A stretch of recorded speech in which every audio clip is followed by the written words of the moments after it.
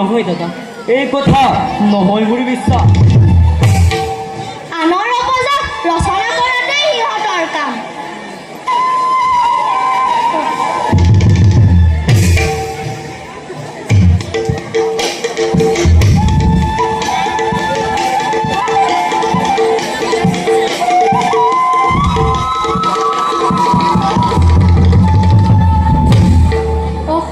হ'ব পাৰে আনৰ ৰাজ্যত, কিন্তু ৰামৰ ৰাজ্যত ৰাম ভাগ্যত অলোকৰ যত মানুহ আছে অসম্ভৱ। এই সকলোবোৰেতো হৈছে বৈমাতৃ কল্কি, কুপদৃষ্টি, পঞ্চৱতী, স্বৰ্ণ মৃগ, পানীত উপঙাহীন। এই সকলোবোৰ অসম্ভৱটো সম্ভৱ হৈছে ৰঘুবংশৰ ৰামৰ ভাগ্য। দাদা অসম্ভৱ দাদা, অসম্ভৱ। কিমান সহিম আৰু হৃদয়ৰ জুই, ৰঘুকুলত জন্ম লৈ খাটিলো বনবাস 14 বছৰ। অন্যায় সমন কৰি বধিলো বালি, সেই তাপে দুহি থাকে আজিও মোৰ হৃদয়। সাগৰত সেতু বান্ধি সীতাৰ কাৰণে বম্ববধ কৰিলো লংকাত।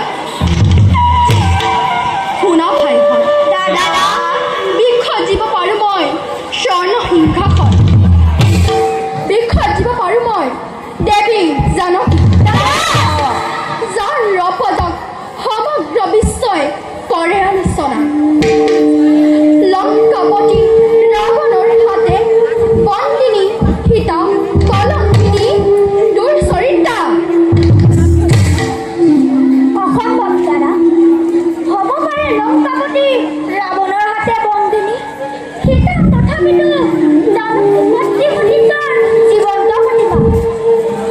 শুনা ভাইহঁত, দাদা ৰজা মই প্ৰজা সেৱা জানো ভাল।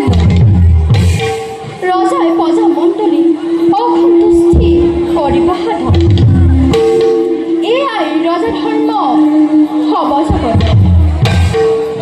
প্ৰজাৰ তুষ্টি অৰ্থে কৰিব পাৰো মই সকলো অকাৰ্য, অপবাদ, অপযশ।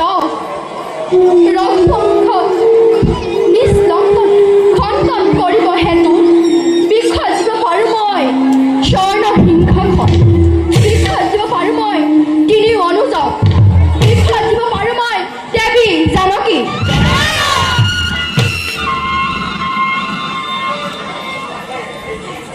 দাদা, তুমি বিসৰ্জন কৰা লাগিলে তোমাৰ তিনি অনুজক, তথাপিও মাতৃ মোৰ লক্ষীক স্বৰূপাক নিদিবা বিসৰ্জন। শুনা ভাইহঁত, দাদা দাদা যোৱা ভাই ভৰত দাদা এৰি আহাগৈ জানকীক অৰণ্যৰ মাজে। কোৱা ভাই, পাৰিবানে তুমি? দাদা কিয় কৰে এনে নিষ্ঠুৰ ৰাতি?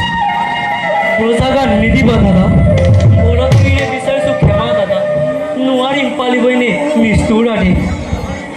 ভাই সতীত ন